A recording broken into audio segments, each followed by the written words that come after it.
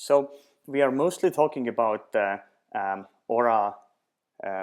Today is about ORA-4031. So let's see what we can come up with here. Before I do examples, before I show some examples, I just explain you something about shared pool. I'm going to use a view called X KSMSP. I just add this here. So these demos, what I do here, don't do this in production. This X dollar table is dangerous. So there actually are X dollars, especially this one, which can hang your database.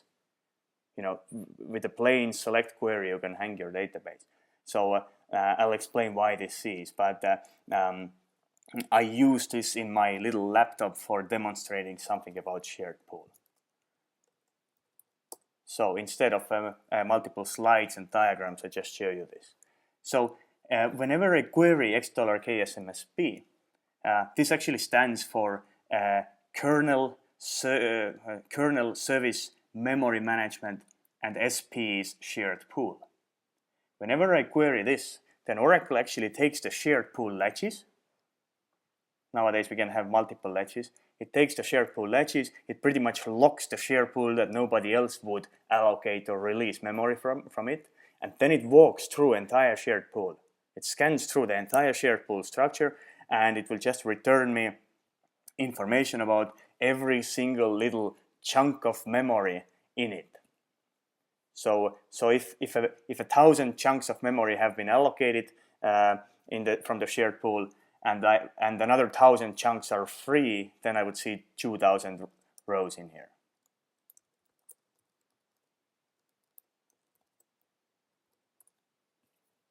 You see, in my database, this shared pool consists of 34,000 chunks of memory. So that's not really too useful information, or not too interesting. What I would really want to know is, I would want to know, are these chunks free or are they used for something? So luckily there is a column called class.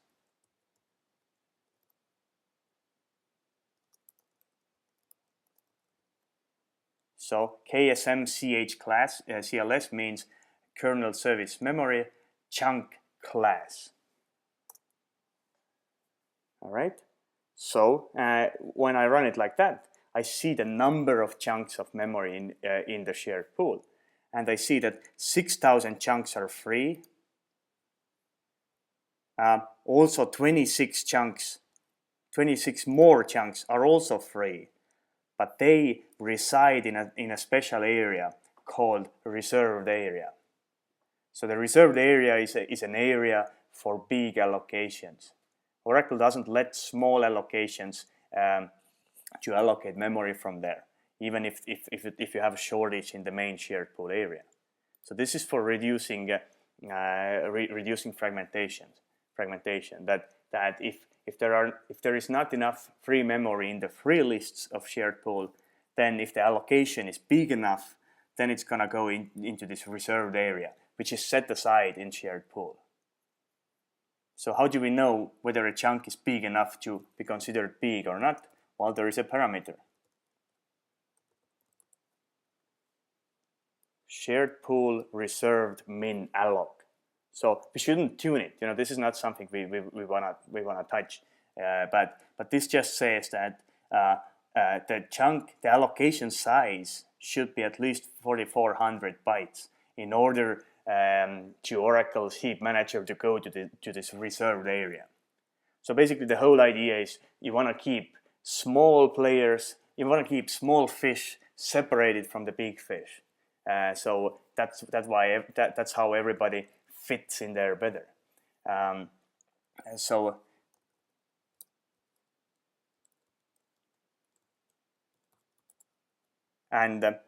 know, you probably know this parameter. So this is the parameter which actually controls how much of space is reserved from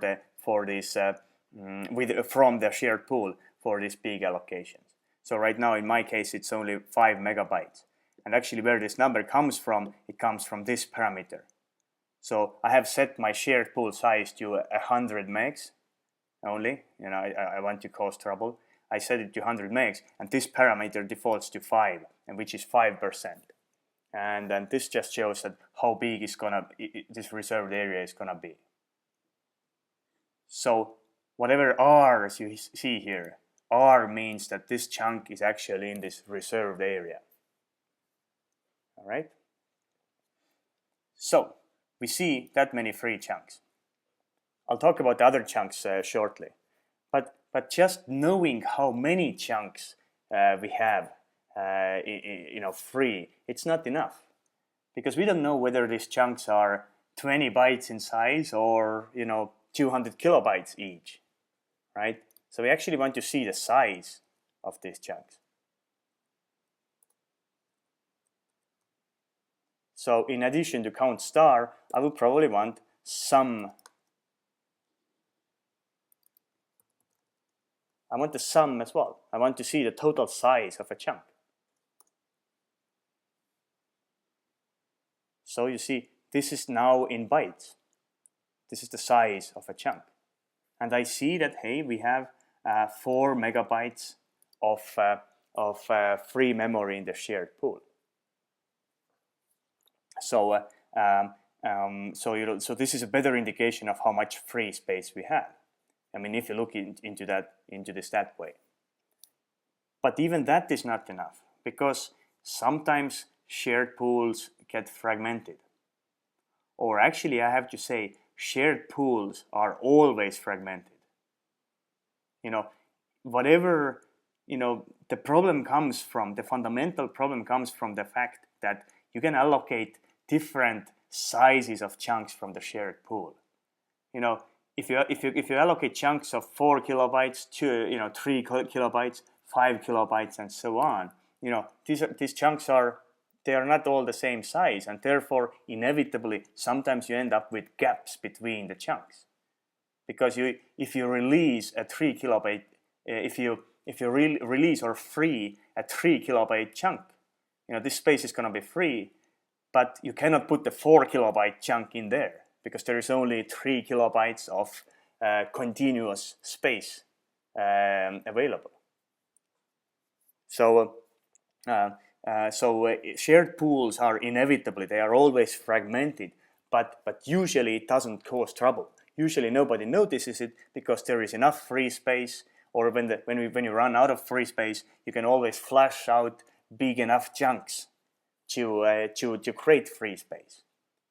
But now if the fragmentation gets worse than it usually is, then you may end up with a situation that you flush out a lot of chunks, but all of these chunks are only 2 or 3 kilobytes. But you want 4 kilobytes.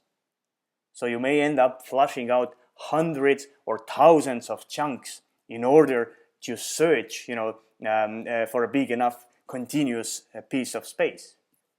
Sometimes you flush out 2 chunks which are next to each other, then you can merge these 3 chunks to one bigger chunk.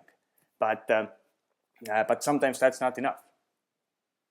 So the fragmentation problem shows up when you don't have big enough free slots or space in the shared pool. And you cannot even flush out everything, because even if you do a flush shared pool, then not everything can be flushed out, because these cursors which are currently in use, which are being executed or open, you cannot flush them out because somebody is using them. So even the shared pool flush may not eventually help you.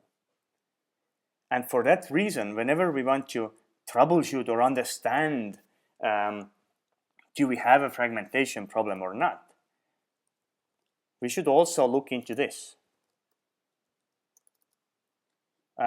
Minimum size of a chunk, it's not that important, but more important is maximum size of a chunk.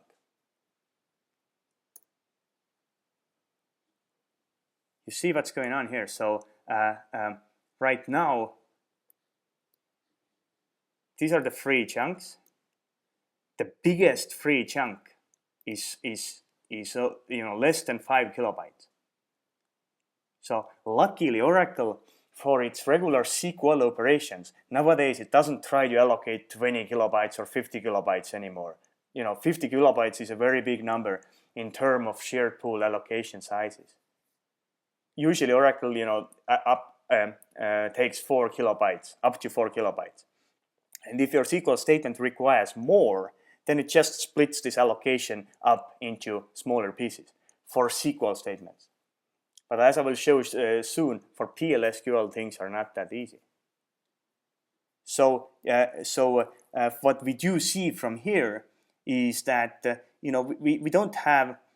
You see we have 6,000 free chunks, and the total amount is 4 megabytes. So we have 4 megabytes of free space.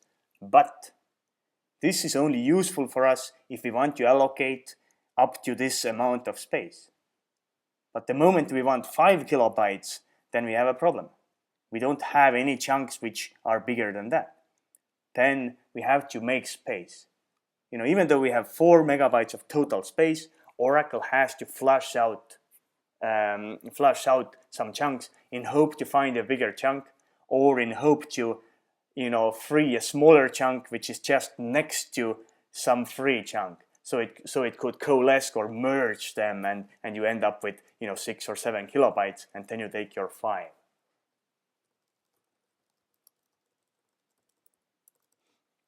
In my case, let's see what happens here. So obviously you don't want to flush your shared pool in your busy OLTP environment, but sometimes that's used as a quick and dirty workaround. So you see, I flushed the shared pool. You see, now the number of free chunks went smaller. You see, the total space went up. We now have 30 megabytes. We used to have 4 megabytes only. So we have 30 megabytes of free space. So this went up, but for some reason the number of chunks went down. And the reason is exactly as I said. When Oracle detects that there are 2 chunks next to each other which are free, then it merges them. So basically Oracle now flushed out a lot of chunks what it could, and while it was flushing, it realized that, hey, the neighbor of that chunk is also free. So therefore, let's merge it into a bigger chunk. And you see what we get from here is now the biggest chunk is 50 kilobytes.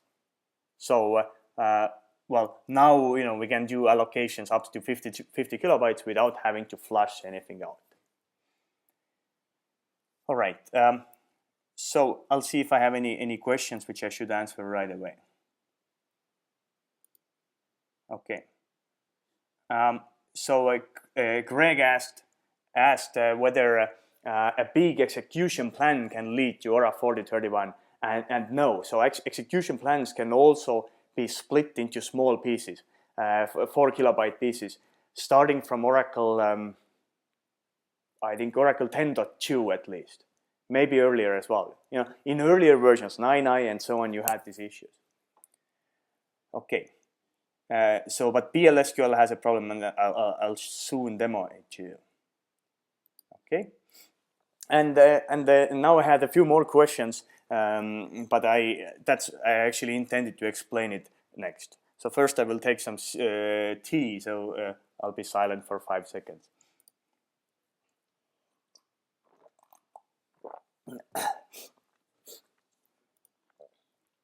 All right, so far I showed you free chunks, but what are these here?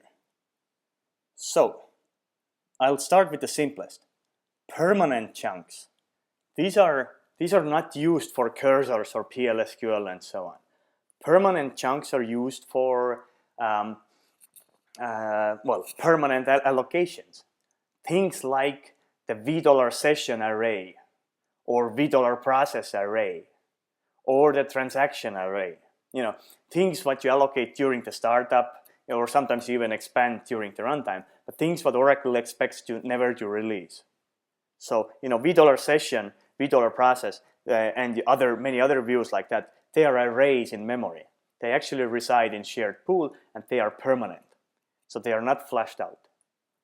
So they are not like cursors which get flashed out. even if a session logs out, this session slot is not flushed out from memory. The slot is just there, it will wait for reuse. And sometimes Oracle can also pre-allocate memory into this permanent chunk. So I haven't checked it in latest versions, but Steve Adams also wrote in 8 diagrams that when you start up the instance, then Oracle allocates a large chunk of shared pool memory as permanent, just to hide this memory from the regular memory allocations.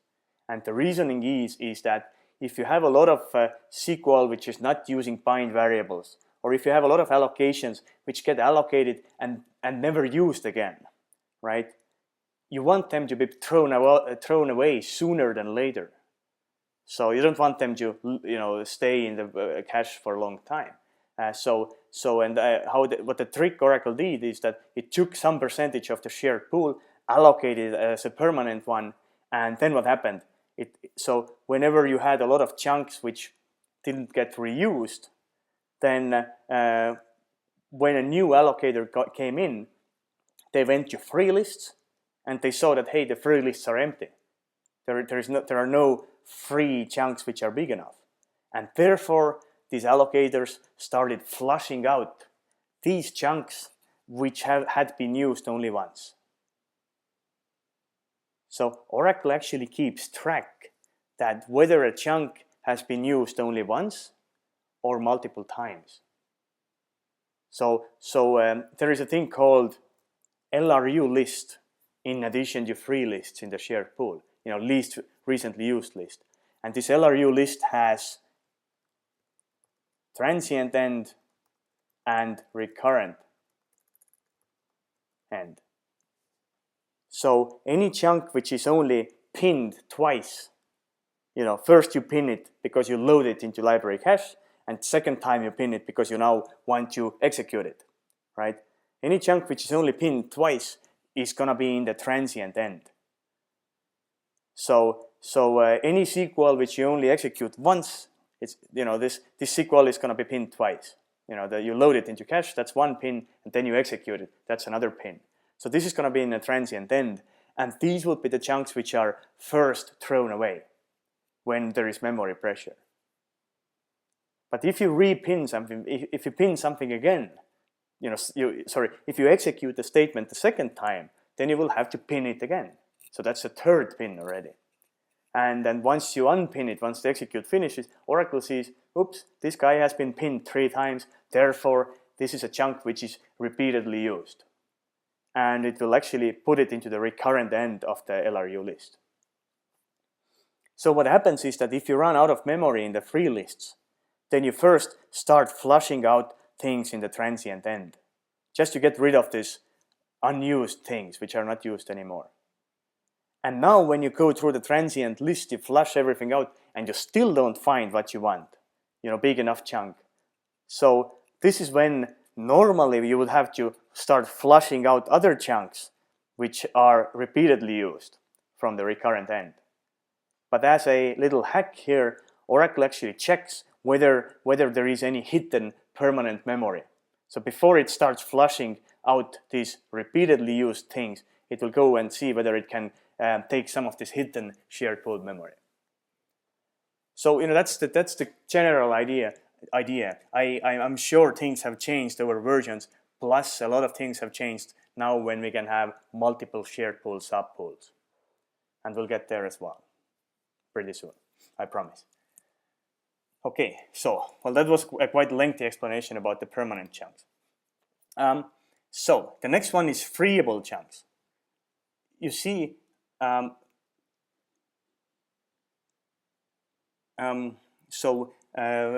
though I did a flush shared pool, not everything was flushed out here.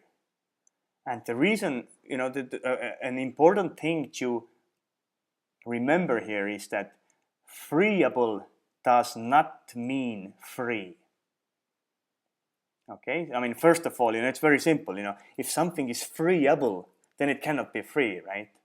If it was free, then it would be called free, right? So it's not called free, it's called freeable, which means that it's taken by somebody, but it's freeable. And what this freeable means is that this chunk is freeable by the same object which allocated it. So you see, as opposed to recreatable, recur means recreatable, which means that anybody can throw away this recreatable chunk. Anybody can flush it out, as long as it's not pinned. Of course, when it's pinned, then somebody is using it right now. You cannot just throw it away. But anybody who allocates memory from shared pool can throw away recreatable chunks. They are kind of, because they are recreatable. You know, chunks like dictionary cache. You can always load your data back from the data dictionary, right? You don't, so therefore dictionary cache is recreatable. Your query execution plans and query text, and these are also recreatable, because you can always rerun your query and it can be always re-optimized. So anybody can throw away recreatable chunks which are not pinned. But freeable chunks can be only thrown away by the same module in Oracle kernel which actually allocated it. So freeable means that I'm allocating it. Yes, I'm gonna free it someday, but it's up to me. It's up to that allocator to decide when it's gonna be freed. It cannot be thrown away by somebody else who is short on memory. And now, if you wonder that if freeable can be flushed out only when the allocator wants, then how come this number went down? We used to have 20 megs here. Now we have 4 megs only. Well, things the rabbit hole goes deeper. By the allocator, I don't mean a session or a user. By the allocator, I mean this kernel module. And sometimes it happens that Oracle allocates a cursor, and it puts the cursor text into recreatable place. It allocates some other, chunk of memory, which it makes freeable, but it links it to that cursor. So my cursor owns that freeable chunk, but the cursor itself is recreatable. So now when I flush out that cursor, then whatever code path is doing the flushing, it sees that, hey, there is a freeable chunk, and it's owned by that cursor, which I'm gonna flush out anyway, and therefore it's okay to free it. As usual, the rabbit hole goes deeper, so and things change over versions and so on. That's why this whole shared pool thing is so unexpected and hard to troubleshoot. Okay, so much about these internals. Let's see if I have any more questions. So one question that, can we flush pinned objects? No. What actually happens is that when you issue a flush shared pool, or you look for space and you're flushing stuff, then you walk through your linked lists and you see that, hey, there is a chunk which is recreatable. But before flushing it, we will check the chunk header. And if the chunk is pinned, there is a bit in the chunk header which says this chunk is pinned, therefore I cannot flush it. So then I will just skip this chunk.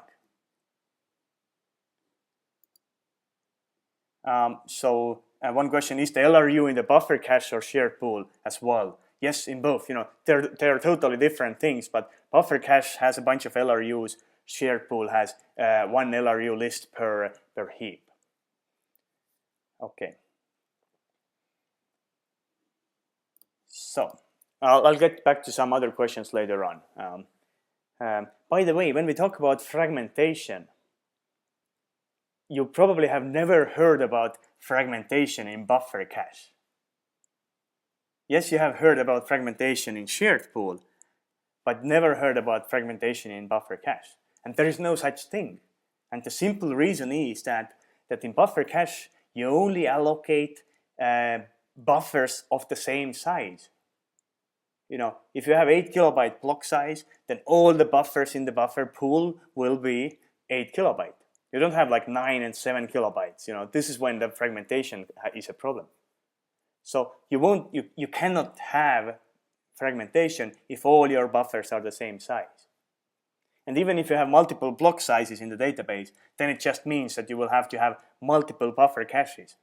One buffer cache, or it's called buffer pool actually. One buffer pool is for 8 kilobyte buffers, another one is for 4 kilobyte buffers. And that's what Oracle has tried to do as well since Oracle 10.2. They have tried to normalize some of the chunk sizes. So they try to actually allocate not things like 11 kilobytes, 12 kilobytes, 9 and 8 and so on. They actually always break the allocation down to either 1 kilobyte or 4 kilobyte sizes. So when I run this,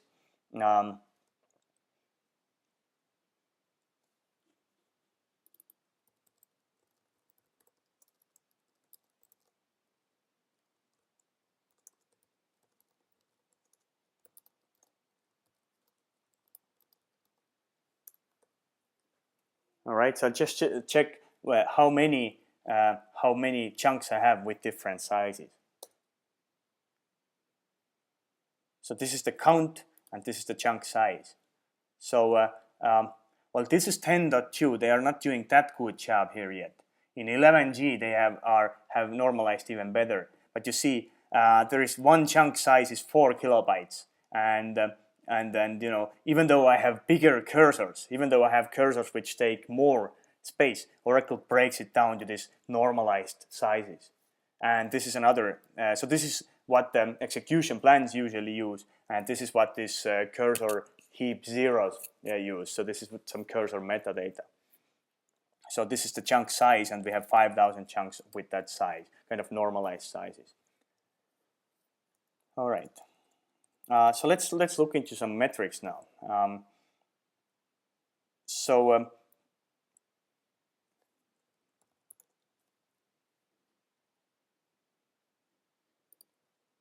Actually, so whenever we have an issue, let me come up with a ORA-4031 now. I failed to do this demo earlier today, but I have to admit that I did prepare a little, and then now I got this demo working. So the guys who watch the video later, they will see it as well. All right.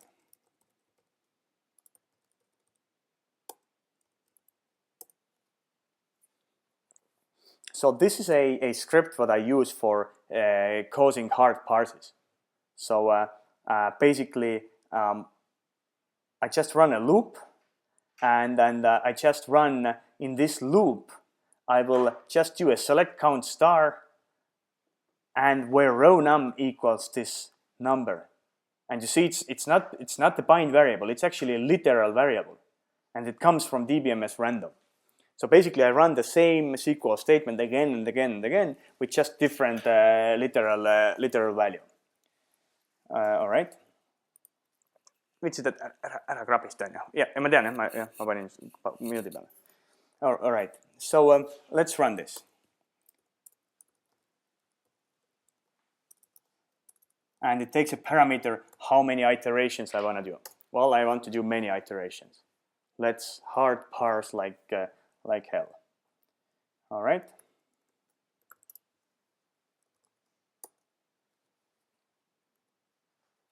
One statistic which appeared in Oracle 10.1 or 10.2, which you also see in AWR and StatsPack, is called the SQL area evicted. So this comes from $sysstat or DBA hist when it's AWR, or stats. I think StatsSysstat or something when you query the StatsPack tables. So this is an indication. This is kind of an indicator of shared pool shortage or shared pools pressure. There is a better indicator, but which needs $X access. So, you see, this number goes up because in the other session I'm actually hard parsing a lot, and I'm having a lot of memory allocations going on. So this statistic called SQL area evicted is a good indicator. But what does it mean? It means that somebody has thrown away or thrown an execution plan out of the shared pool. SQL area is the execution plan. And if the memory shortage is even worse, then you probably see this as well, that actually the child cursor metadata, not just the execution plan, but also the metadata about child cursor, like what privileges are needed to run this child cursor plus its statistics. This will be aged out as well. So if you look into this metric over time, you put it into Excel or something, I'll show you that as well, then that's a kind of a good indicator of seeing whether how much of stuff with flush out from shared pool. So okay, so before I will come up with this ORA-4031, I'll just show you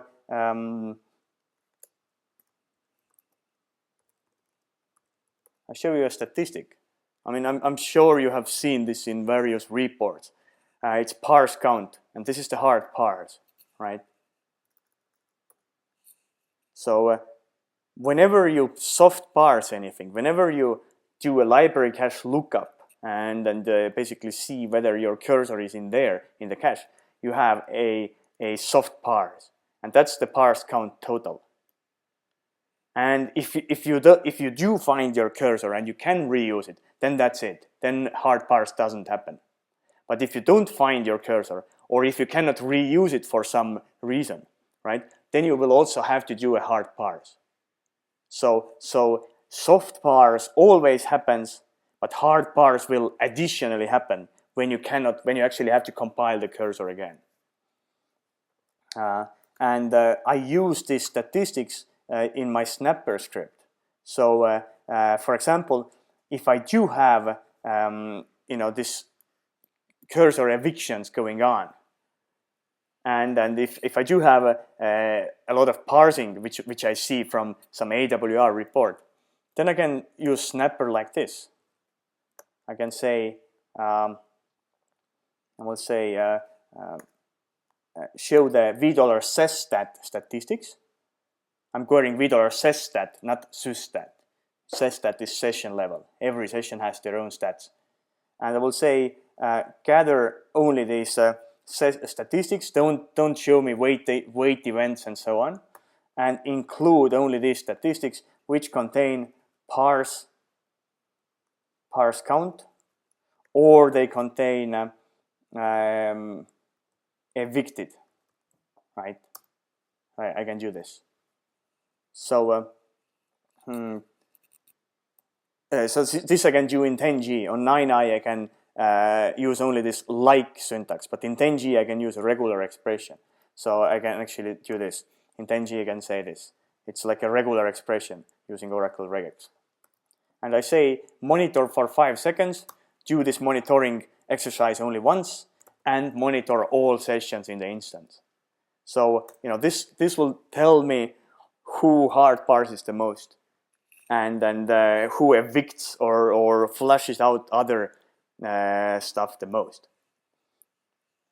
You see, apparently we have 3 sessions here: 144, 149, 162.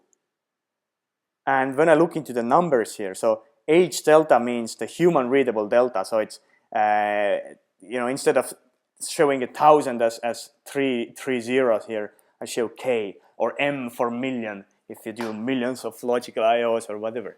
And this column here is normalized to per second. You see, I sampled for 6 seconds actually. I requested 5, but I sampled for 6 seconds. So I see that during that 6 seconds, somebody did that many total parses. I mean, this session here did that many total parses, which is the soft parses. But 8,000 out of these also caused hard parses. And if I divide it by second, I see we did almost 1,500 hard parses per second. And this guy also, evicted, throw out about 1,500 SQL areas or execution plan chunks or heaps, execution plans pretty much from the shared pool. So now I see that this guy is the troublemaker, because this guy only parsed 32 times per second compared to 8,000. It's nothing, right? So so now all I would need to do is just see what this session is doing, perhaps. This seed 149. So I can use snapper or whatever, once you have the seed, you can do anything. You can enable SQL trace and so on. And I can just pick one of the SQLs. So the top SQL is my own PLSQL loop, this script. But actually, if I look into the other SQLs, okay, this guy is already thrown away. So let's do it differently. I know my seed is 149. I can then do select SQL text from $SQL, where SQL ID equals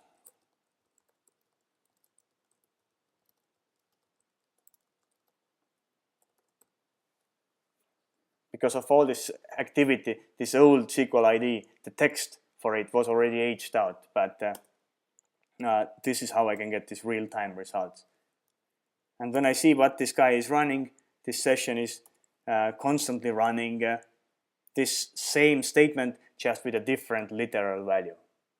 So this is a clear case that, hey, I should really use bind variables or one of these Oracle tricks to replace literals on the fly, like this cursor sharing equals force.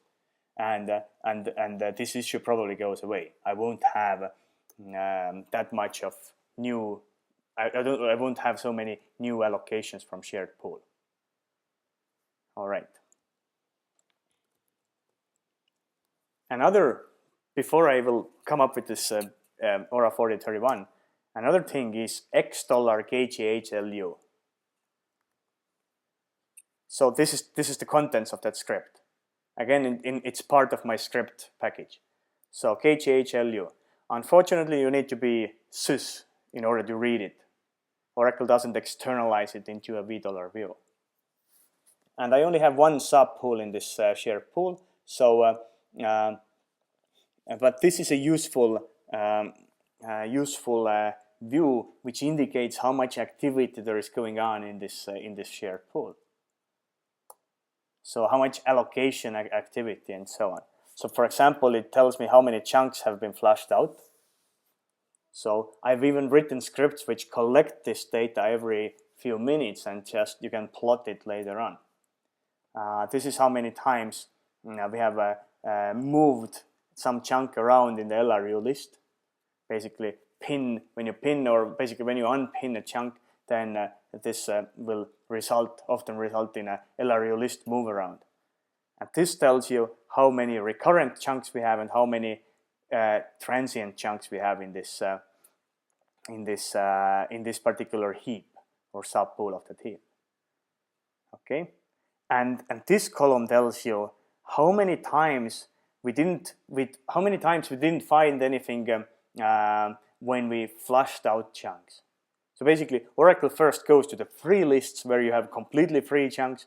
If it doesn't find a big enough chunk from there, then it will start flushing out, evicting existing chunks. And apparently, since the instance was started, this flushing has failed. Basically, we have flushed out everything we could, and we still didn't succeed.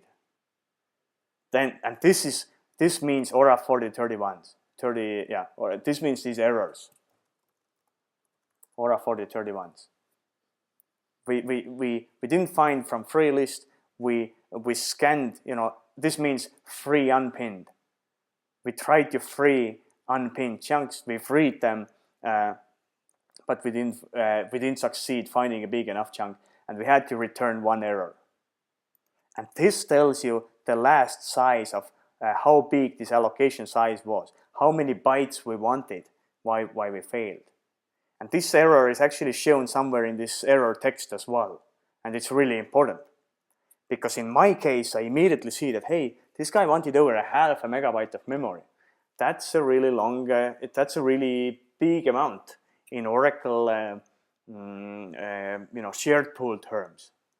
Usually Oracle plays around with small fish, so to speak. Usually it's half a K, 1 kilobyte, up to 4 kilobytes.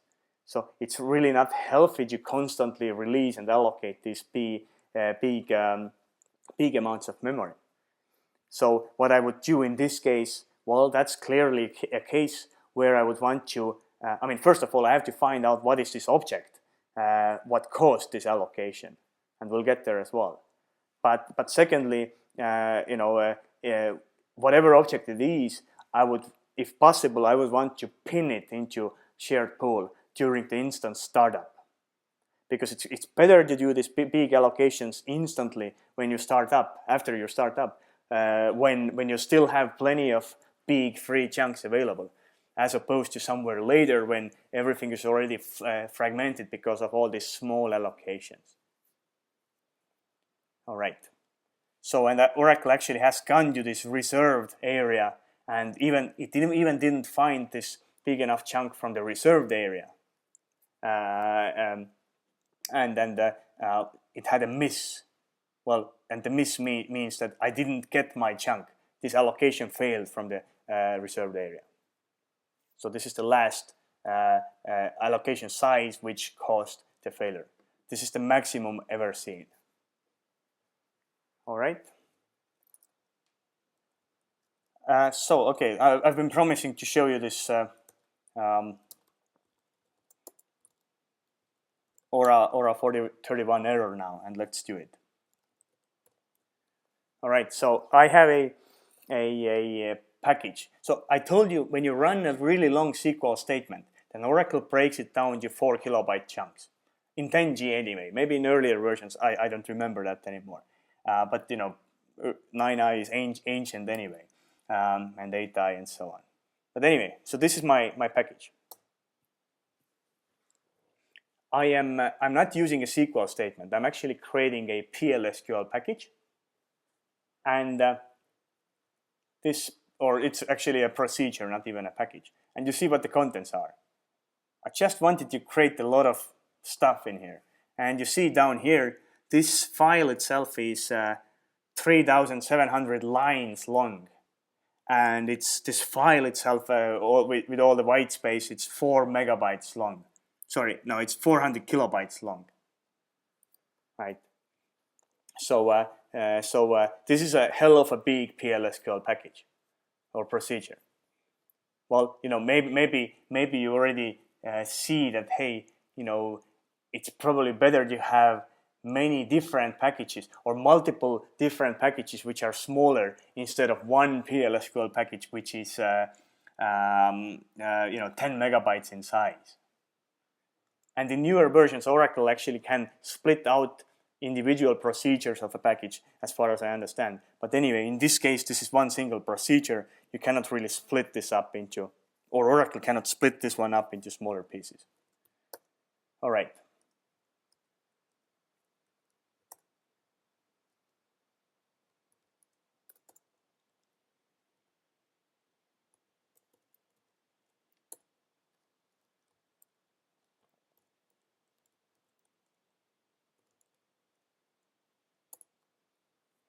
So before I do it, I just take a quick look into what's going on in here, right?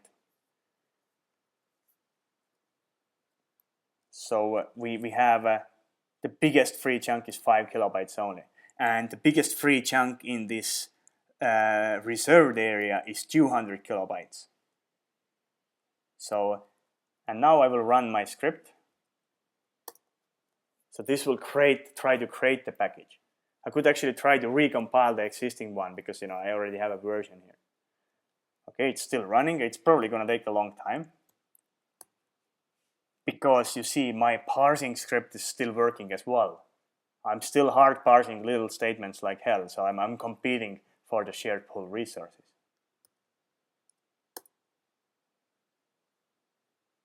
So I just wanted to see what's the situation here. Apparently, I don't have, or actually you see now the maximum size, the biggest chunk is only 4 kilobytes. So I don't even have, you see, now it's a bit bigger. So you see there's constantly some dynamic action happening in the shared pool. So we flush out old things and so on. And you see what happened here. We have an error. Okay, that's interesting. Let's see, what is this error? And voila, we actually have an error, ORA-4031. So, and this is what we were really, what this session is really about. Now, one of the most important things to look into is, of course, where is this error? Because in this case, it's in shared pool, but sometimes it happens in large pool, in Java pool, streams pool, and whatever heaps we have. It never happens in buffer cache, because buffer cache is not managed by this heap management. It's its own structure. But here we have that, yes, indeed, we have a shared pool issue here. This is how many bytes we wanted to allocate. That's also very important, because right now it's kind of clear that, hey, this issue happened because we wanted so much memory. So if you ever see that you try to allocate 4 kilobytes only, not 500 kilobytes, but only 4 kilobytes, right? This is when you can say that, hey, the share pool is badly fragmented, because you cannot even allocate 4 kilobytes. But if you cannot allocate 500 kilobytes or a megabyte, that's not really a bad fragmentation in the sense that that's sort of a problem with such big allocations. And what you would want to do against these things, these big allocation issues, is well, one thing is just whatever big allocations you have, all these packages, pin them into memory immediately when you start up. So it doesn't give you any performance advantage really. All it gives you is that this package doesn't get aged out, because sometimes you do have packages which are only used every night, for some batch job, or every week once, and then these issues come back every week or every night. But once you pin it into cache, yes, you use more memory, but you won't have these issues. And of course, the large pool reserved area.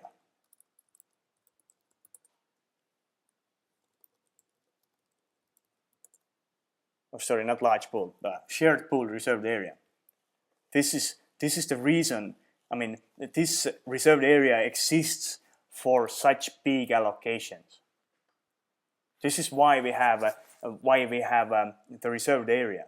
It's exactly it's all about separating big fish from the small fish. So and we actually have 5 megabytes of reserved area. So but in my case, I have engineered this whole thing the way that even that's not enough, because there is one more thing to know about Oracle. If Oracle if you have 5 megabytes here, it doesn't mean that you have 5 megabytes of continuous free space in the reserved area. Oracle actually splits it into granules. So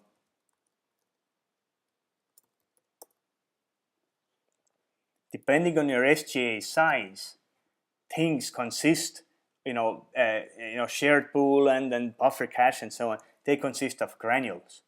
And in my case, the granule is only 4 megabytes.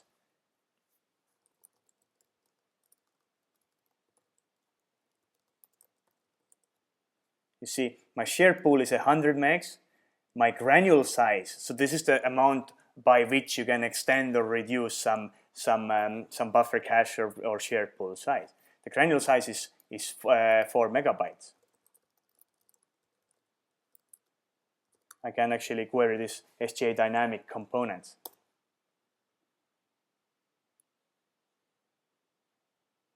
So $SGA dynamic components, you see this is the shared pool. Its current size is 100 megs, right? and it consists of granules which are 4 megabytes each. So we actually have 25 granules. Shared pool is 100 megs, granule is 4 megabytes, we have 25 granules.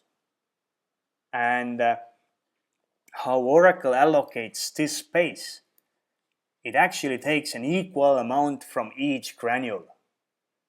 So it doesn't take one full granule of 4 megs and another megabyte from another granule. No, it actually splits this allocation reserved area so it spreads it across all the granules. So if I have 5 megabytes to spread around 25 granules, it means that I'll have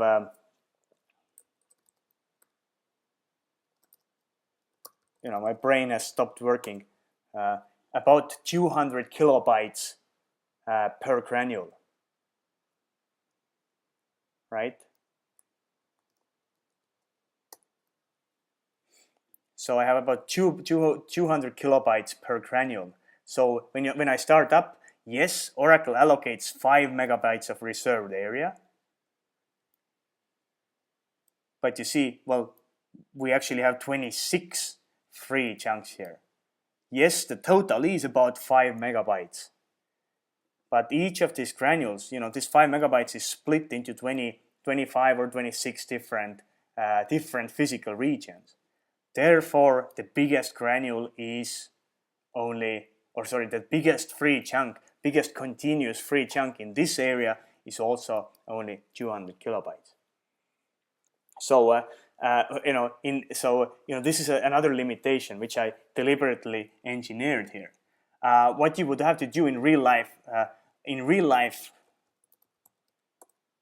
check the granule size, right? If your SGA is bigger than a gigabyte, or I don't even remember what this threshold was, or 128 megs, I think. It probably is version dependent and so on.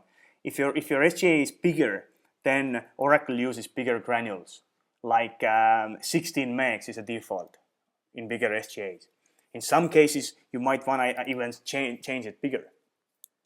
But if the granule size is 16 megabytes, then instead of having 26 chunks which are 200 kilobytes each, you would only have less, 4 times less, something like 6-7 free chunks in this area, and each of them would be 800 kilobytes or something like this.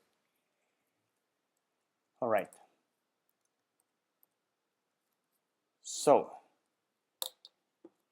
whenever you have an error, look into this. Where did we have the error? And how much space we wanted, how much memory we wanted to allocate. Plus, there is some extra info that what for. You see, the unknown object means that it's not a SQL statement. It's not a SQL statement. Otherwise, we would actually be able to. We could show you the beginning of SQL text as well. But we already see that we want to allocate something from the PLSQL Diana structure and some whatever that means. But we already see we needed that memory for PLSQL. Very good. So whenever you see this, then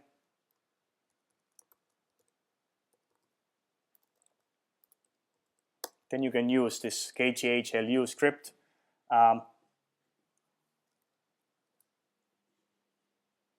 539,600.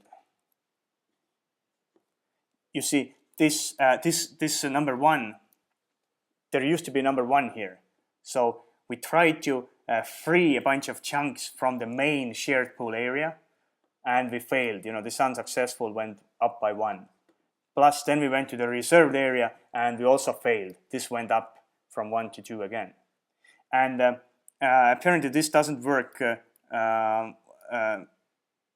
It should show me the last failure size. But because of my earlier test, earlier today, I actually once even tried to allocate a bit more, 40 bytes more than this time. So that shows the maximum size. This should show the last size, but sometimes these things are buggy.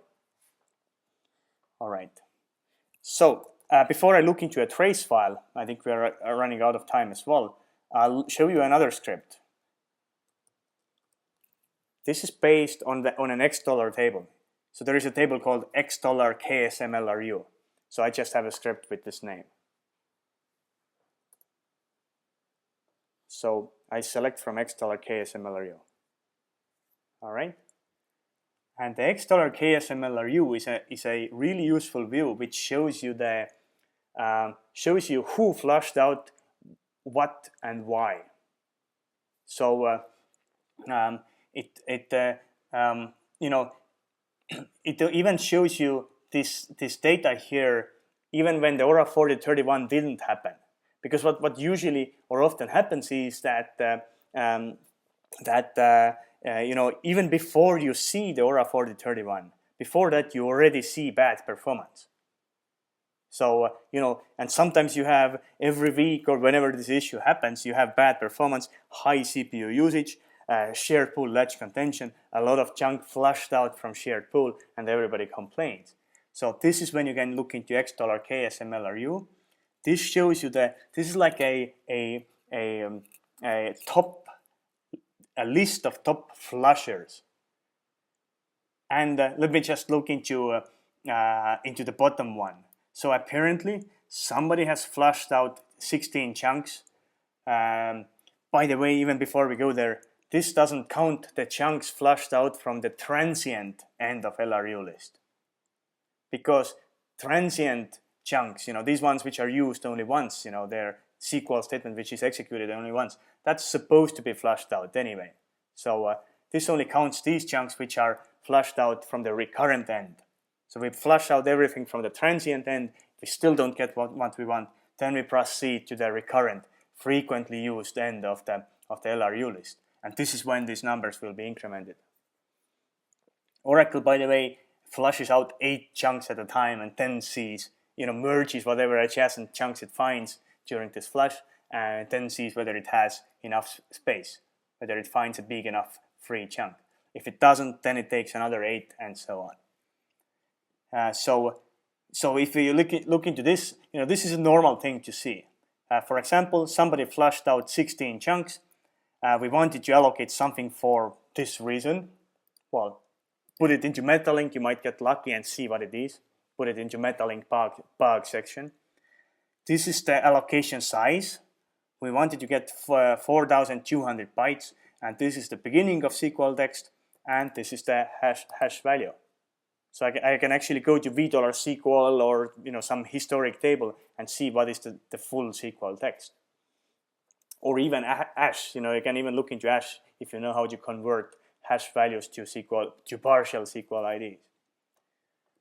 All right, but basically where I'm getting at is this. It's fine to flush out a few chunks.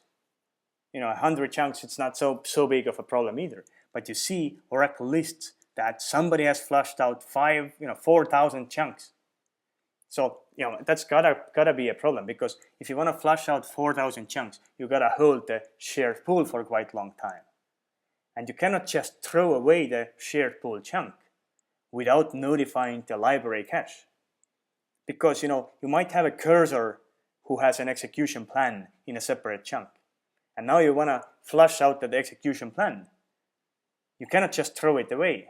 You actually have to go to that cursor as well, to the cursor metadata, and you have to update the pointer. You have to say to that cursor that, hey, I just removed your execution plan. So next time you want to execute this, execute yourself, you have to recreate that plan.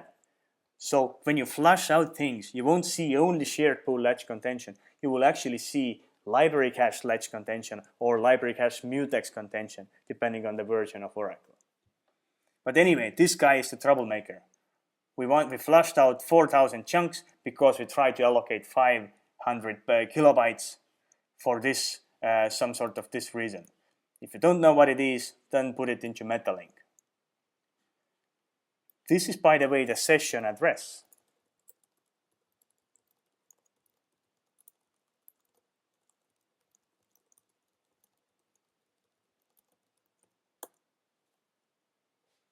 This is the address of the session state object who performed the flush.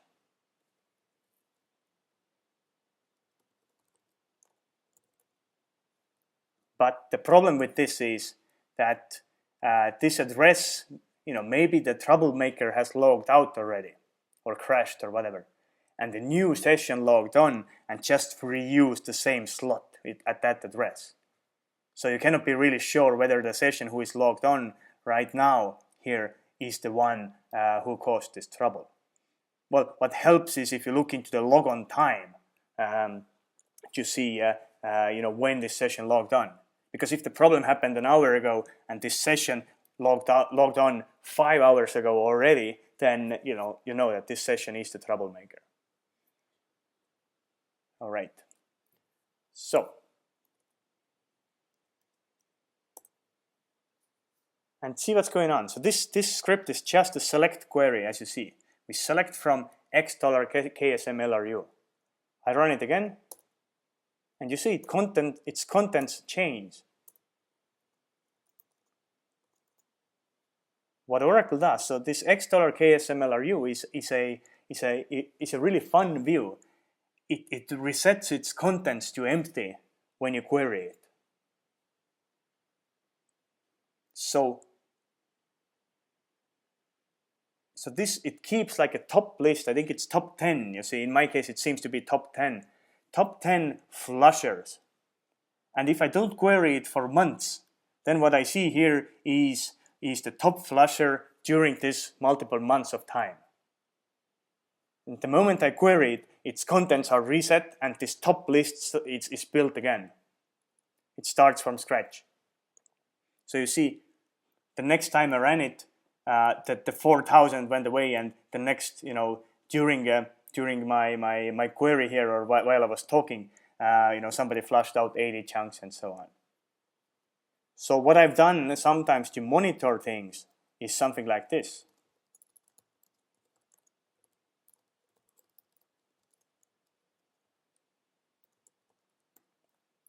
And basically, I sleep something like for 5 minutes, and then I insert more and more. And of course, I insert a timestamp as well. So sometimes when troubleshooting really nasty problems, I've done this. So we troubleshoot, we look into AWRs and whatever numbers, and we cannot pinpoint exactly what's going on yet. But then in order to capture more data next time it happens, we write a bunch of scripts which collect these X dollar data into a table, so next time the problem happens, you have more data to work on. So it's safe to query this guy. Let me do it this way. X dollar.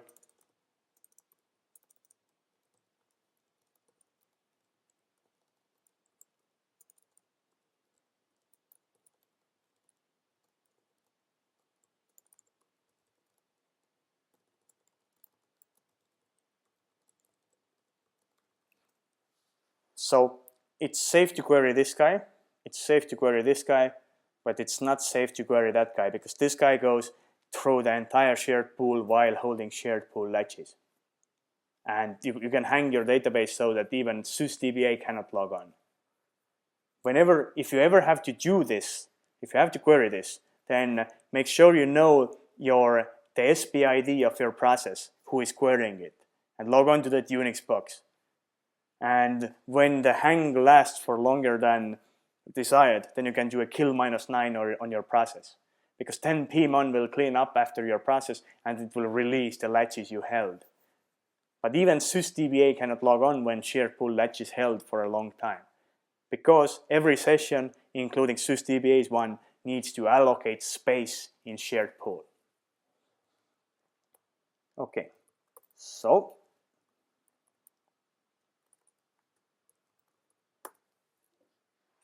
we did hit this error. I'm going to show you the last thing about the trace file. We did hit this error here, and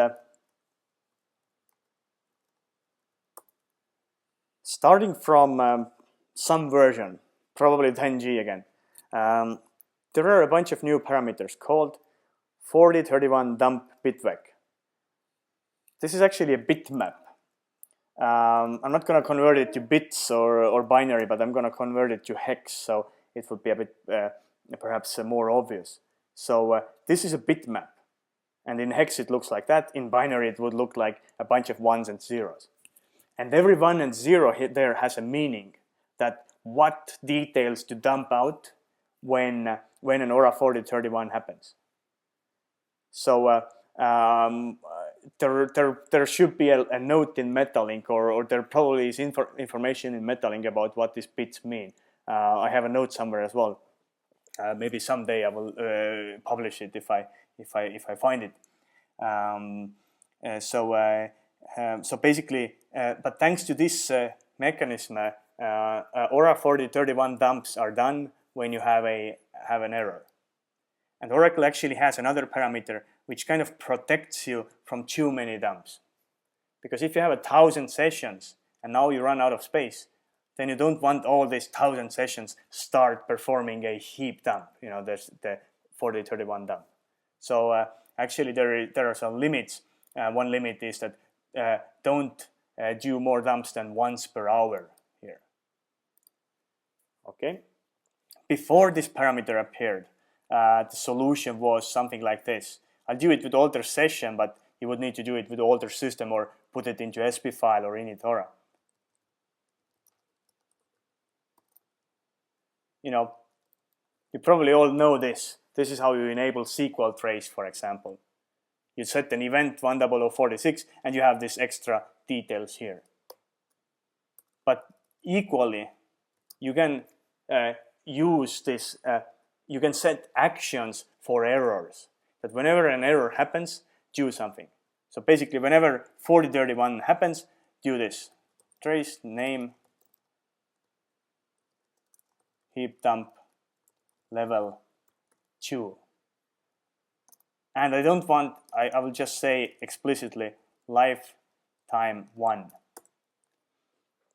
So level 2 is again dangerous in the sense that it takes a heap dump. So it actually, just like that bad $X table or this dangerous $X table here, it actually takes the shared pool latches and walks through the entire shared pool and potentially hangs your instance for seconds or minutes, or if you hit the bug, then for hours or forever, right? But what I do here is that when this error happens, then do a heap dump, level 2, that's the shared pool, and lifetime 1 means that do the heap dump and then turn this event off. I can use like lifetime 10, then it means that whenever you hit this error again and again and again, then during 10 occurrences of that error, do this dump. But I say lifetime 1 here. So at least it kind of it allows us to, well, hopefully you get less dumps that way. But you don't need to use this approach if your database is new enough to have this parameter. So, and you would need to use alter system or put it into init ORA. And next time the issue happens in a session, then this dump is done. However, there is another problem that this, even if you use alter system here, then this lifetime here is session specific. Every session has a lifetime number 1. So actually you still have the risk that if 50 sessions hit the same error at the same time because share pool ran out of space, then you will have 50 heap dumps. So I wouldn't really use that without serious discussion with Oracle support or somebody who's familiar with this share pool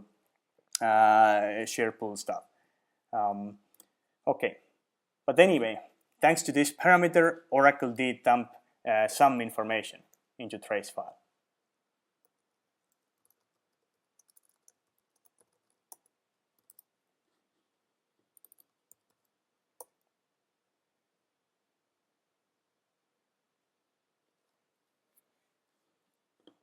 You see, this is the trace file.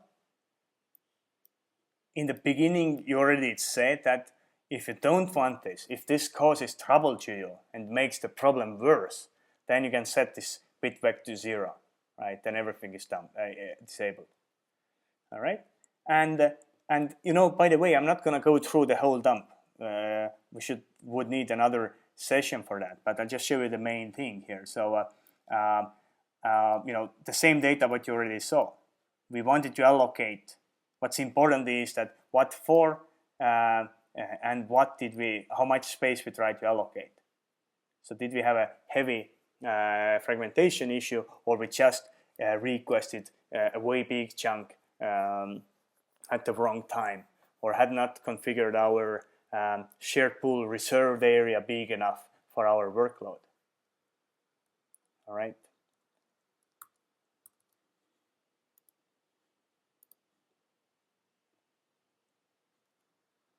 I hope you see the screen. In Metalink, there is actually a note here.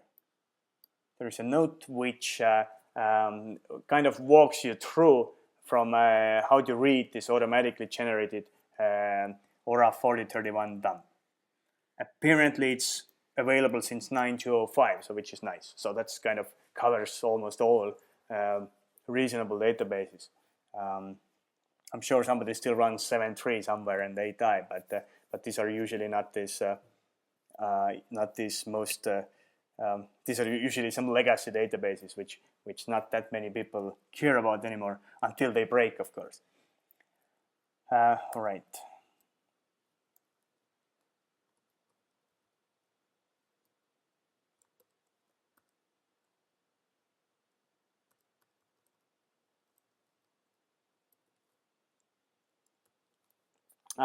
So the heap dump, I'm not gonna go much into details. So the heap dump is this. You see, actually, you see these are the Oracle allocates shared pool heap in extents actually as well. So there are things called memory extents, and what you see, this is the address of that extent or the chunk in the extent where it begins from, and the size of it, and you see the status. So apparently we have a chunk which is that many bytes, which is free.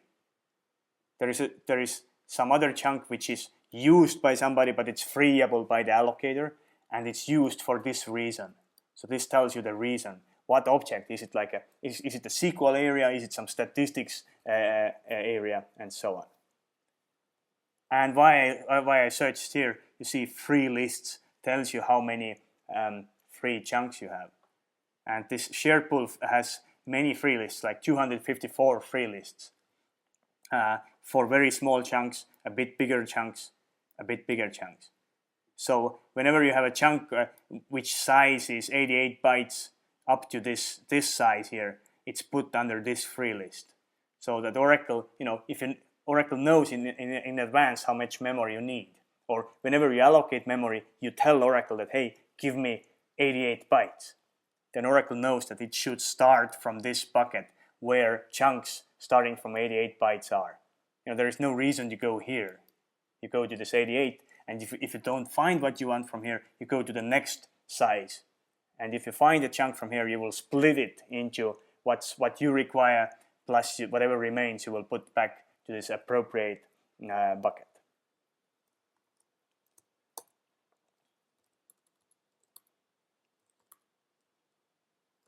So this heap dump, it looks kind of scary, but it's very simple. Its contents just, it shows you a lot of lines with information about which chunk, how big it is, in which location it is, and is it free or not?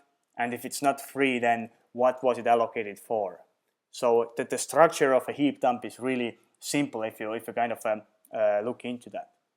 And I've written a little script which again, you can download as well. It's called Heap Dump Analyzer, which all it does, it just kind of aggregates the contents a bit.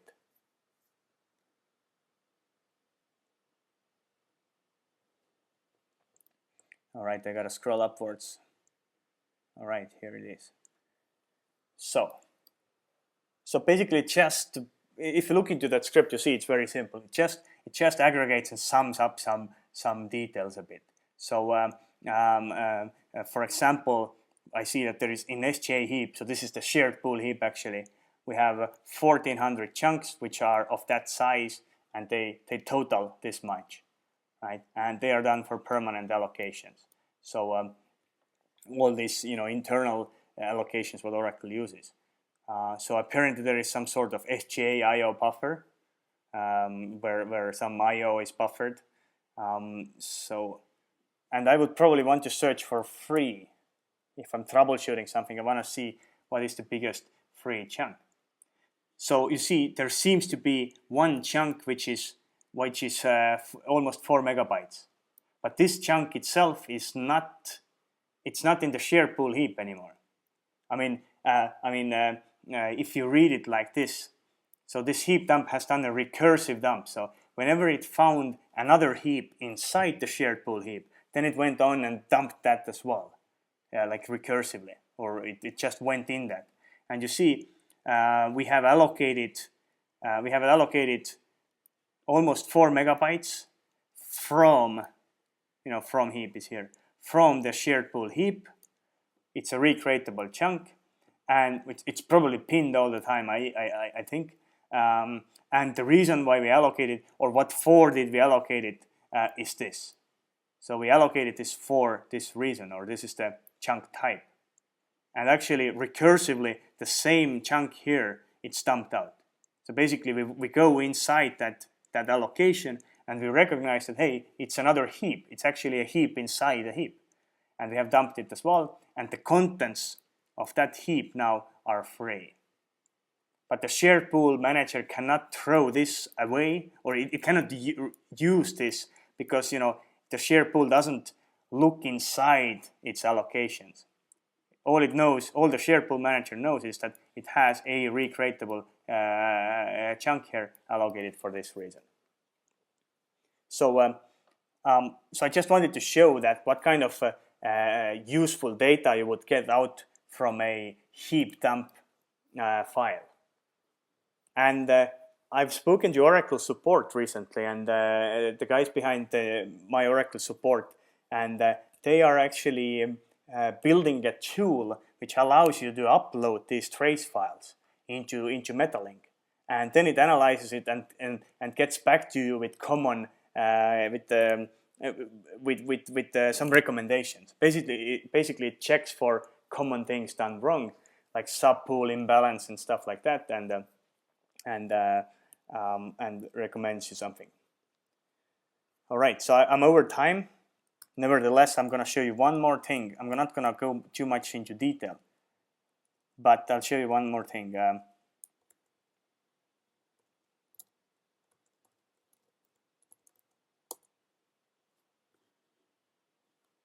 When I query $latch children,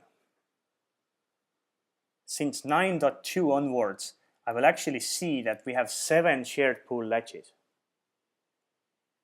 So this is not true anymore, that there is only one shared pool and one shared pool latch. Actually, since 9.2, Oracle can have up to 7 shared pool subpools. And each of these subpools, they are all separate. They're all physically separate from each other. And each of these subpools they are protected by their own latch. So there is actually a parameter which if you search in Metalink, it's mentioned a lot because sometimes people need to modify it. This is the parameter which controls it. It's automatically decided based on the number of CPUs you have and based on the SGA size, or shared pool size actually. In my little laptop it's 1, but if you have like 32 CPUs and more and big enough shared pool, you might actually see 7 there.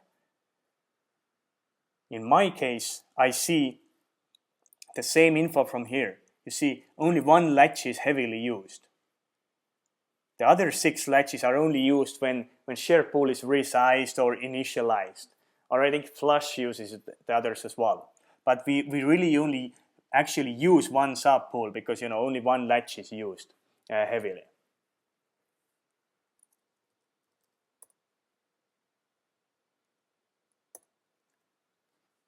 I just logged onto a different database of mine where this is 4. I've actually manually set it to 4.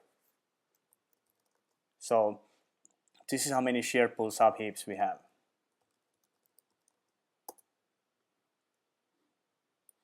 And you see, we still have 7 shared pool latches. So this is actually hard-coded into Oracle, but 4 of them are used. So we see that we have 4 subpools. And I just want to, I'm not going to troubleshoot much here, but I just want to show you what this means. For example, when you query $SGA stat, right? I just query only these free chunks. You see, we have that much of free memory in the shared pool. Okay, so 120 megs of free memory. But we don't know how much free memory we have in each subpool. There is a chance that 3 of the subpools are almost empty, and 1 of them is almost full. And whenever you end up allocating from this one subpool, you get this error. And in 9i days, it was fairly common. So this is why people, if you look into Metalink and search for that parameter, this is why people often set it back to 1. And even nowadays, I've fixed problems in 11G as well by reducing it from 4 to 2 or from 7 to 3 or something like this. So if you don't have heavy shared pool latch contention or heavy SQL without bind variables, then you don't really need that many subpools. So it was introduced for reducing the shared pool latch contention.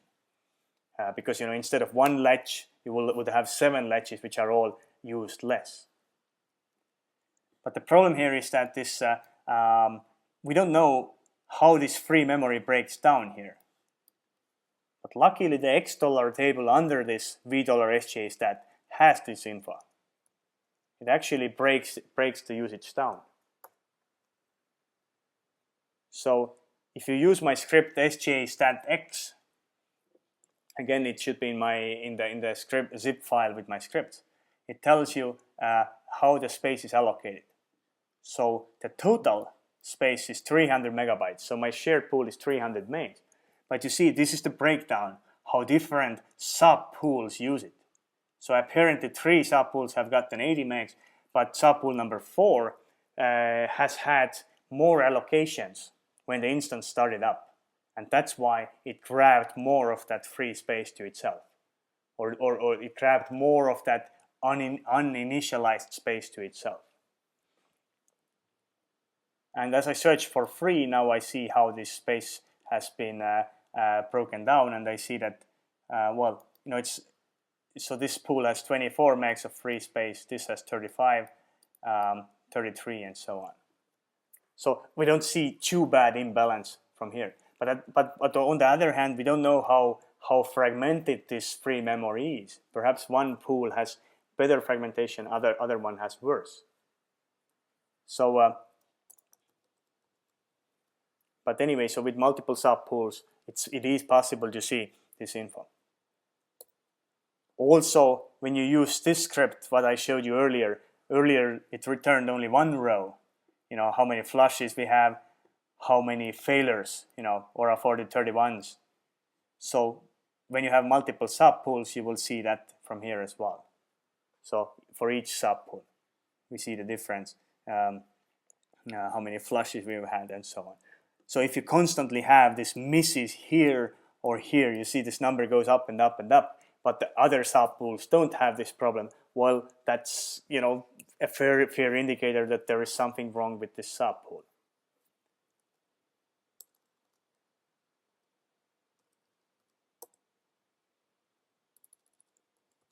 Or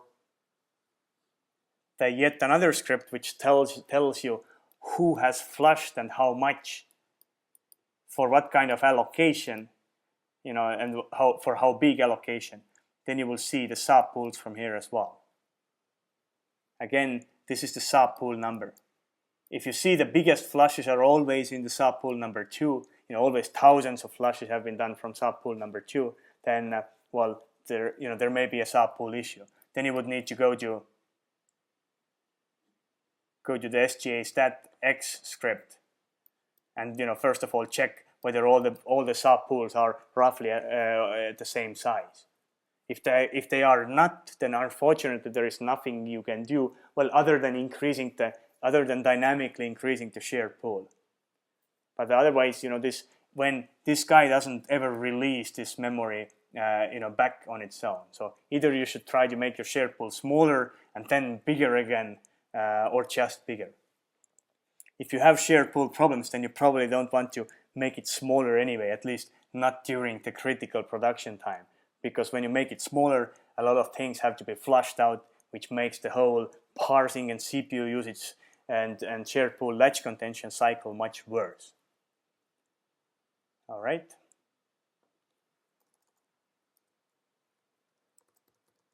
So this is a script which is based on this dangerous $, and and it's taken from Metalink, and I've modified it a bit to suit my needs better. And you see, I actually say a warning, and now you can press Enter or Control C.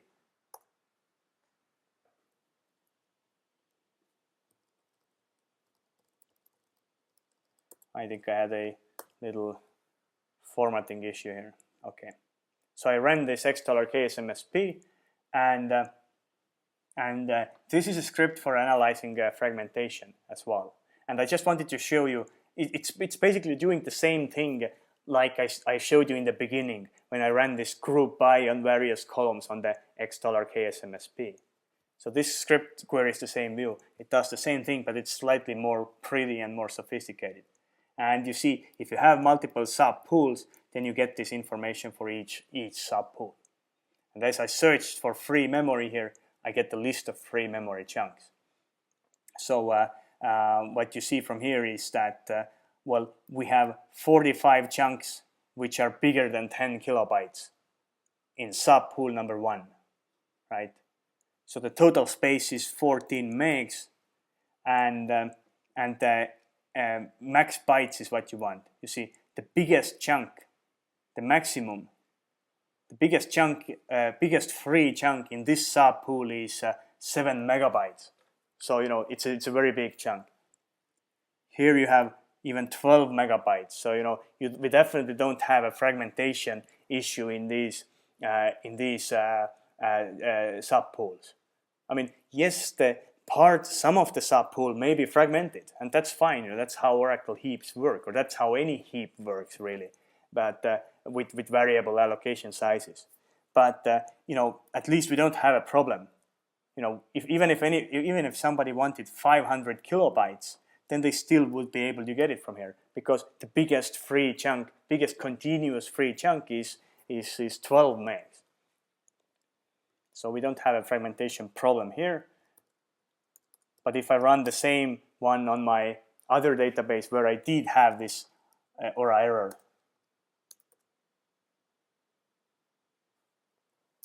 I have to specify what I'm looking for. So I'm looking for free chunks. Right.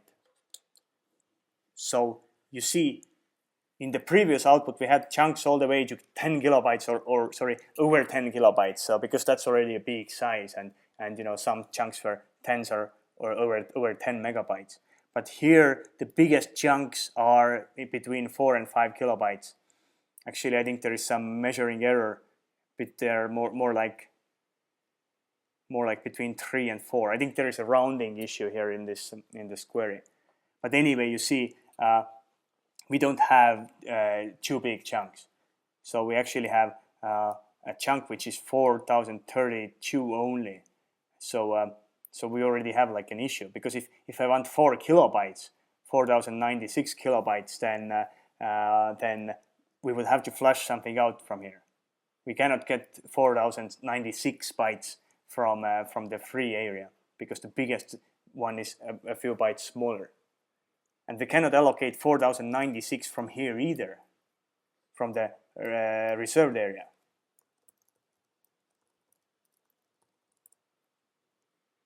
Because in order to go and fall back into this reserved area, this allocation size has to be at least that big. So you would get, if you want to allocate 4096 bytes, you go here, you cannot get that much from the free list, then you flush out something, and let's say during the flush you didn't find any bigger chunks either, then you immediately get the ORA-4031. You are not going to go into this bigger area to fragment it further with your little allocations.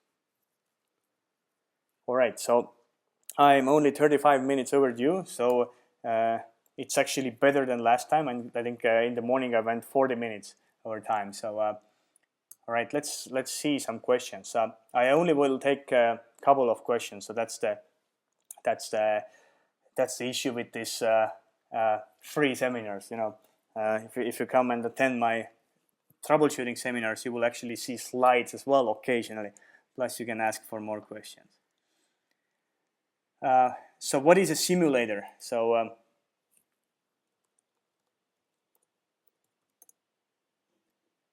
if you see things like simulator LRU and simulator hash ledge, so look into my blog.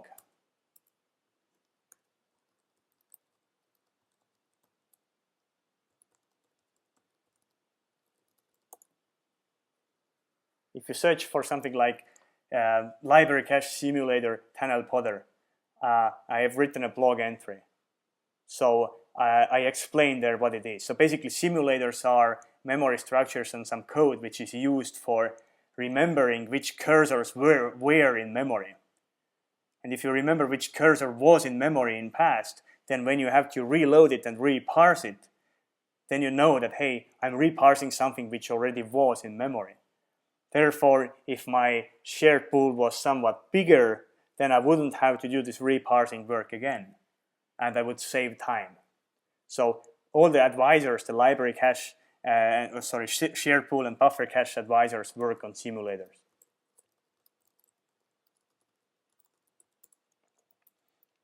They just remember what kind of cursors were in memory and which. So when you reload something back, either you reload a buffer from disk to buffer cache, or you reparse a statement which already was in cache, then you know that it was already in memory, but it apparently was flushed out. So these advisors work based on that. So let's see what else. So one question I think is what most of you ask, have in mind. Can you see a recording of this session? So yes, very probably. So my recording still works, or it still hasn't crashed my PC. So I hope that it actually saved the file, and I hope that I can actually upload it somewhere. So yes, there is some 98% chance that you will see the recording. I will blog about it once it's up. I will ignore one question about PGA aggregate target. So it's not related really to shared pool issues. So that's a separate topic, maybe for some other day. So let's see. How do I open the questions? Okay. What else do we have?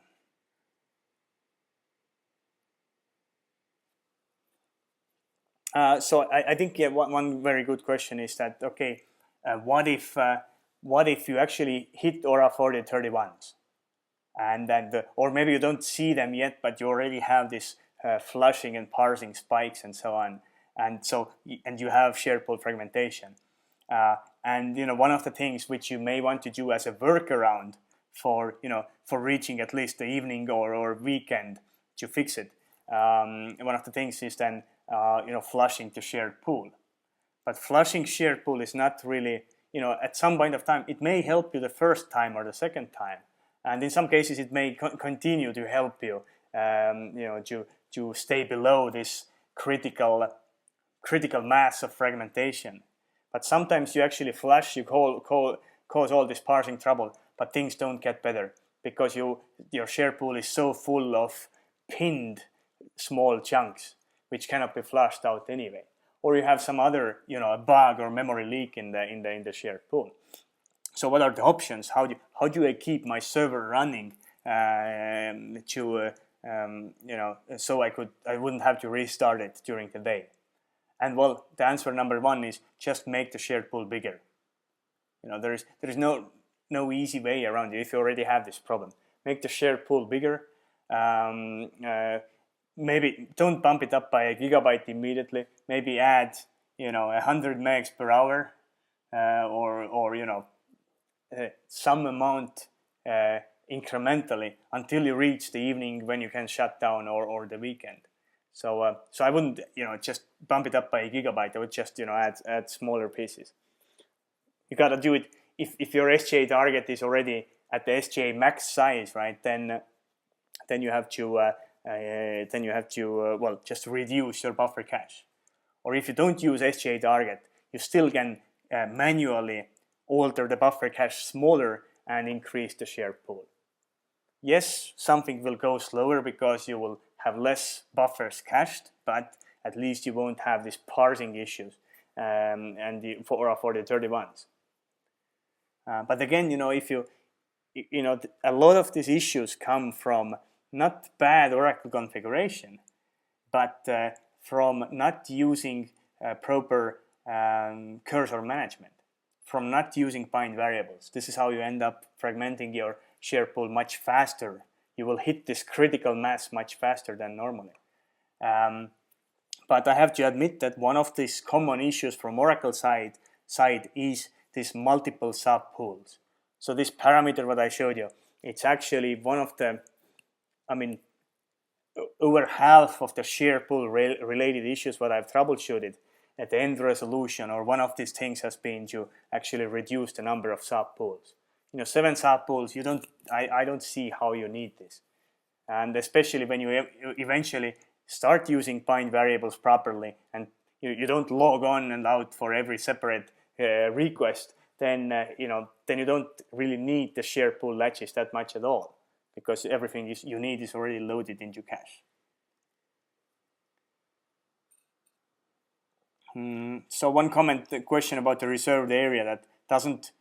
I mentioned that if the allocation size is small, let's say it's 3 kilobytes, and now you don't find space from the main shared pool area, then if the allocation is 3 kilobytes, it's not going to try to allocate this 3 kilobytes from the reserved area, because then it would mess up the reserved area even more. But if the allocation is bigger than this parameter specified, this minimum allocation size, then it will try to go to reserve area if it doesn't find what it wants from the main shared pool.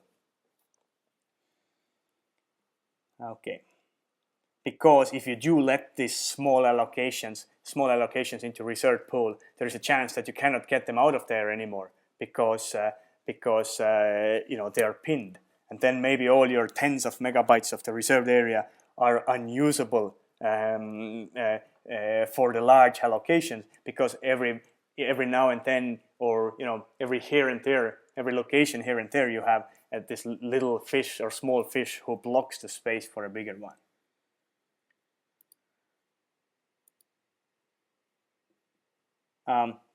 One question that should you flush the shared pool at least 3 times in order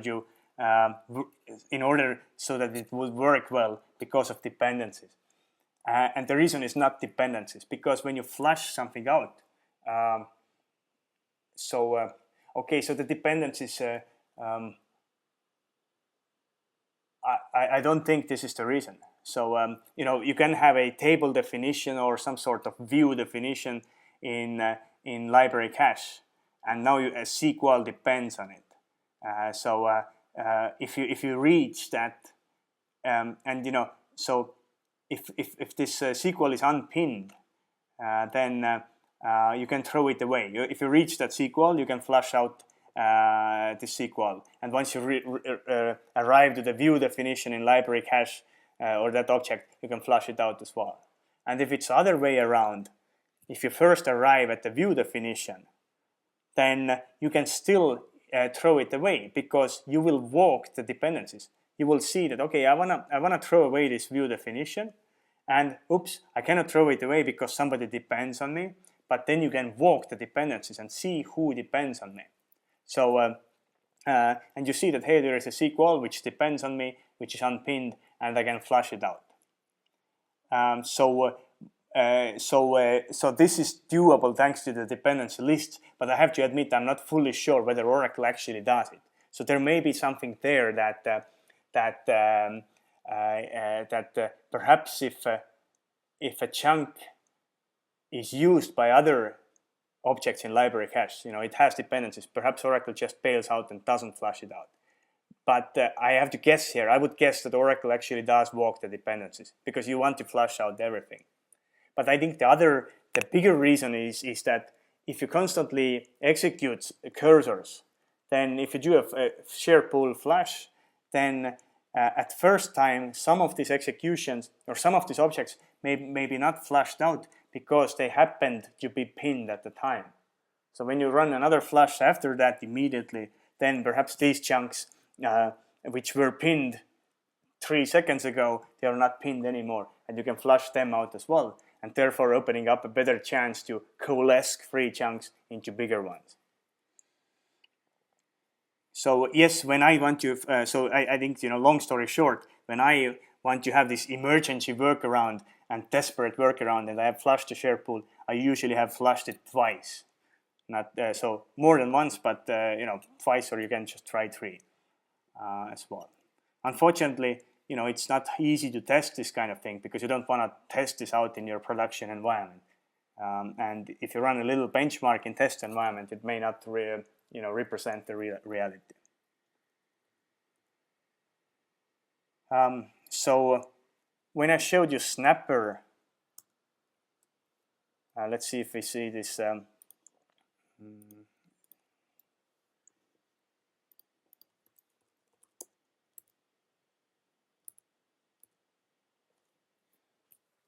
So one more question is that I showed you that there is a parse count. This is the soft parses, and if soft parse always happens anyway, and if so this goes up anyway if you do parse, if you open a cursor and parse.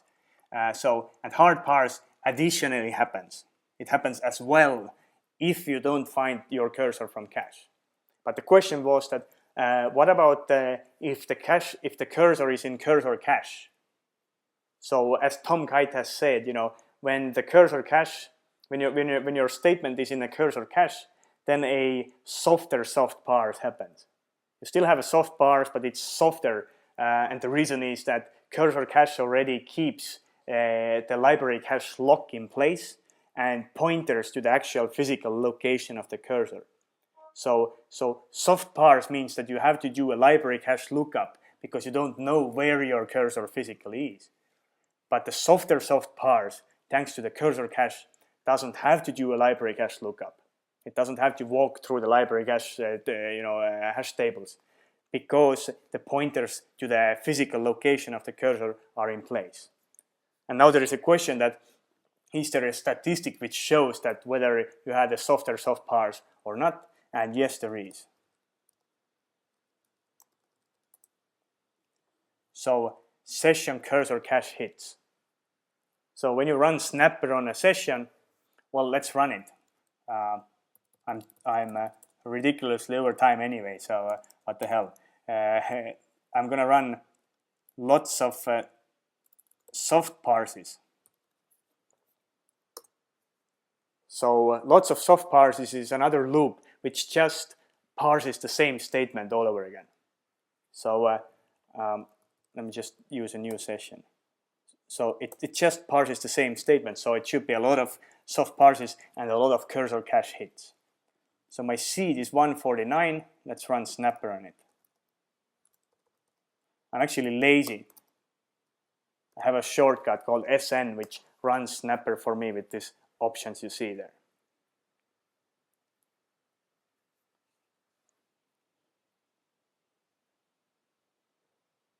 No, okay, so I think this gets even better because in this case, you see we have a lot of recursive calls and a lot of executes. So we execute 34,000 times. So this is because, this is my PLSQL loop which executes the same cursor. But PLSQL actually keeps cursors open. So PLSQL has a further optimization. So it uses its own cursor cache. So it actually keeps the cursor open. So we don't see this statistic from here. But I can just do this. Let's just run a new test. You see, I run this multiple times, and let's see. I run Snapper. All right, so Snapper runs for 5 seconds. I will run this guy once. So now we should have a parse and so on. See how many stats were incremented, including SQLnet, SQLnet round trips and so on. Snapper shows you these stats which changed. It doesn't show you these stats which were zero, which didn't change during this 5 seconds. Every session has over 600 different stats, by the way. So that's a gold mine. This says that. All right. Anyway, so we see a parse count. We only did one parse during this time. We don't see parse count hard anywhere, so therefore we didn't do any hard parses. And we also see that the session cursor cache hit is 1. So we had one soft parse, but it happened to be the softer soft parse because we had a cursor cache hit. So this is how you know that the softer soft parse happened. So next time if you see that the parse count was 10, but cursor cache hits was 5, then you know that 5 soft parses actually resulted in the library cache lookup as well. But the other 5 were session cursor cache hits. So basically you found the existing cursor, it's already open actually from your cursor cache in UGA, and you could follow the pointers directly to the physical location of the cursor in the shared pool. All right. I think I'll take one more question and then we gotta finish. I'm sure some people have work to do as well here, and then we'll wrap it.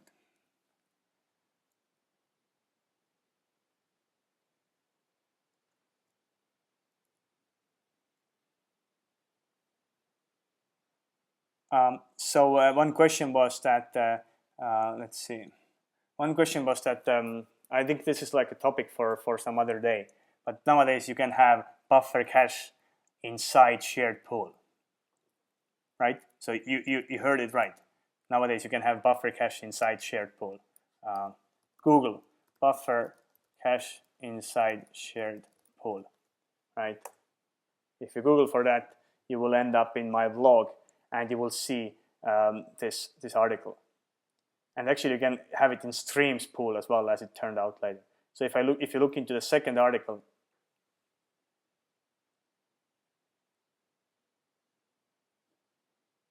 and that's a good